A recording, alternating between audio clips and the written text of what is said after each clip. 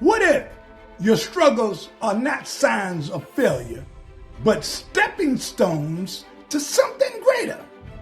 How might your journey change if you believed that God is using every setback to prepare you for a breakthrough?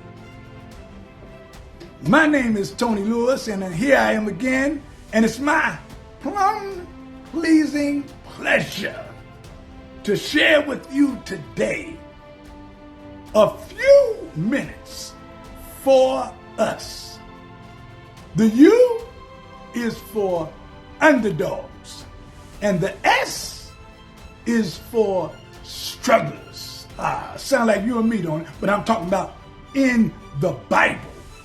We will give you just a snapshot of a scriptural character. The story, a picture. The struggle principle, the success principle, and the lesson. In other words, we got to do something, y'all, to practice. We got to put this thing, not just to ponder, but we got to do something. Of underdogs and strugglers in the Bible. In other words, unseen but uplifted. That's what we're going to deal with. Some unseen but uplifted. Look, the second biblical character that we will look at today is Mephibosheth. The maimed but magnified. Let me tell you something about his story. It's in 2 Samuel chapter 4 and 9. His struggle, he was born into royalty, y'all. His grandson, he was the grandson of King Saul, but he was crippled in his feet, unable to walk because he was dropped and forgotten when he was just a little boy by his nurse, running for her life after hearing the news that his grandfather and father were killed.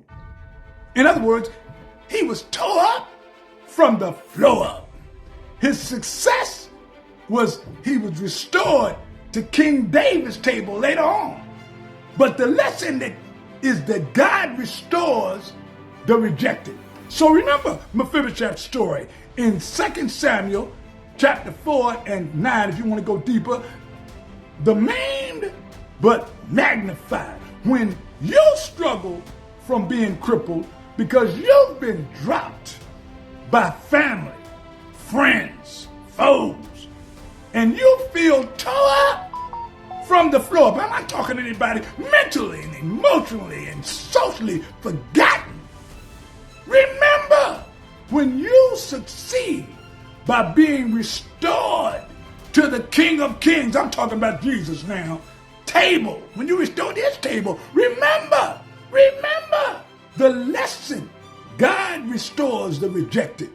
Glory to God. I'm out, y'all.